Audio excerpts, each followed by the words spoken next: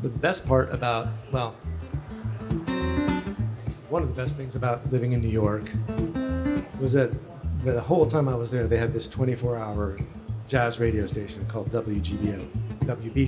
Now I know some of you may be thinking, 24-hour jazz station, that's the worst thing I can imagine.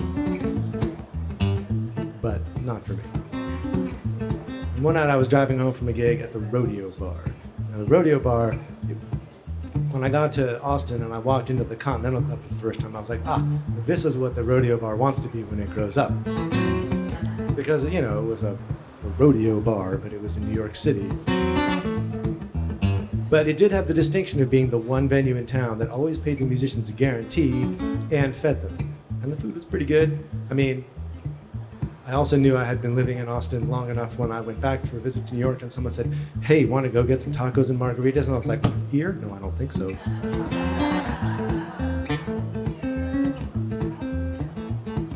But anyway, the Rodeo Bar, my friend Joel, who is now a PhD at Tulane and wrote a book and did an exhibit at the Smithsonian on the origins of cool in American culture, so he knows what he's talking about, once referred to the Rodeo Bar as pretty good bands and all the peanuts you can puke.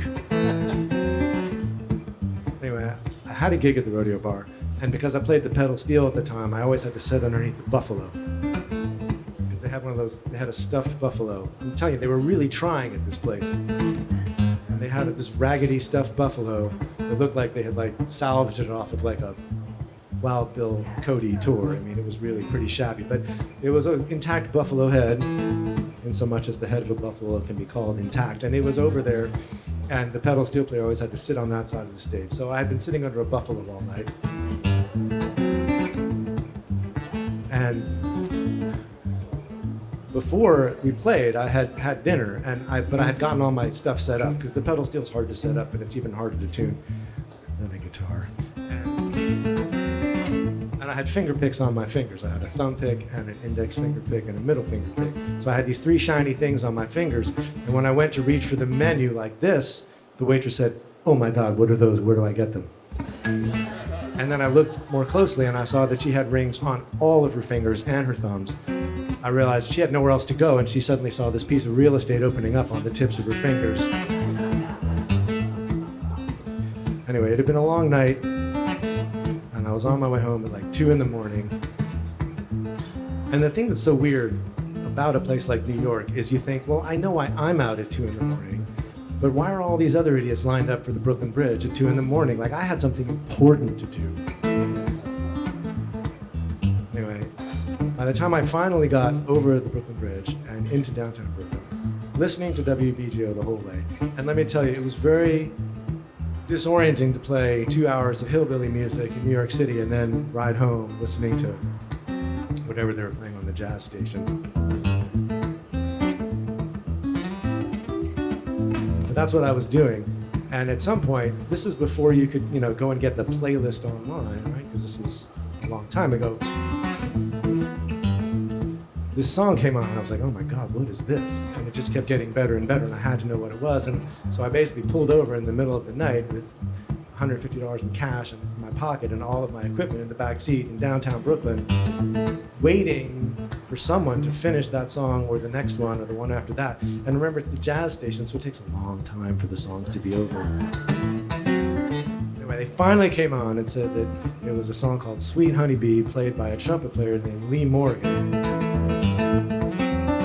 You might know who Lee Morgan is if you were watching TV in 1965 and caught the new Chrysler commercial, because Lee Morgan's song The Sidewinder, which he recorded after writing it in the bathroom at the studio for the last track of his album in 1964, became this song called The Sidewinder, and they used it for a Chrysler commercial in 1965. And for about 6 months, Lee Morgan was the hottest thing in the world, at least in the world of jazz.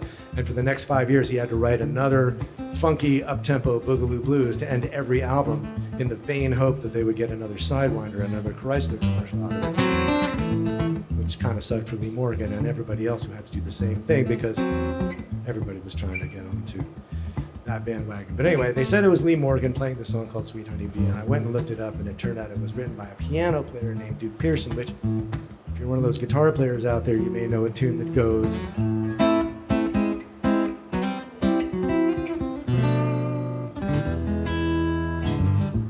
called Idle Moments, and it was written by Duke Pearson and recorded by Grant Green in 1961.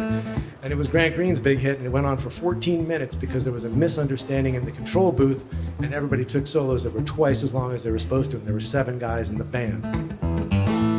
That's a long song. Anyway, one of the guys on the Lee Morgan record was an alto saxophone player, and there was a tenor saxophone player, and neither one of them were the guy I meant to talk about, which is a guy named Hank Mobley, who played in the Art Blakey's Jazz Messengers with Lee Morgan for a while. And so because of Lee Morgan, I learned all about Hank Mobley, who I completely fell in love with his music and thought he was just the greatest thing. And so was Lee Morgan. They played on a lot of records together.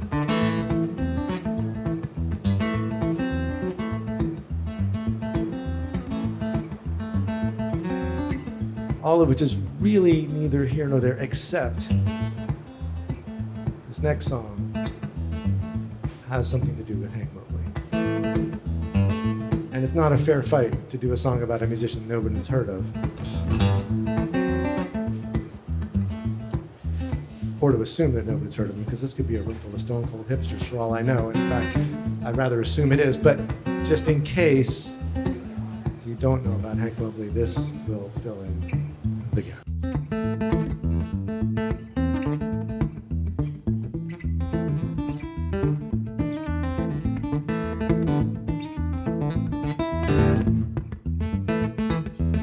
Why won't you listen to Hank Mobley? He plays the tenor saxophone. His records sound good at a party. They sound good when you're all alone. Sometimes he plays up tempo, sometimes it's slow. Sometimes he plays the turnaround twice in a row.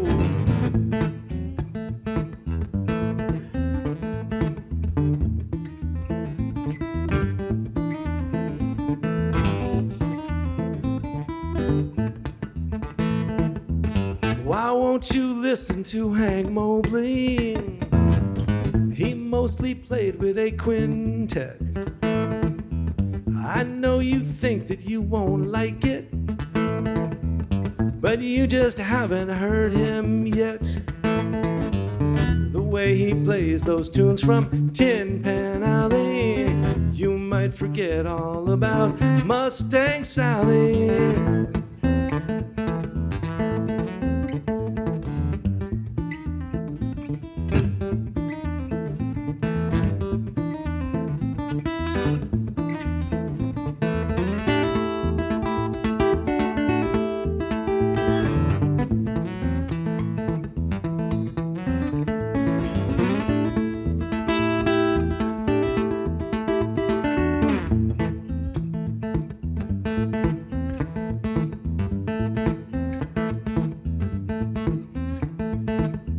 Why won't you listen to Hank Mobley?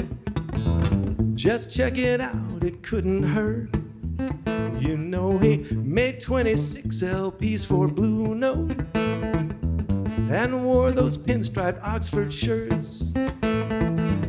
You'll wish that you could play the saxophone too when Hank Mobley plays that boogaloo.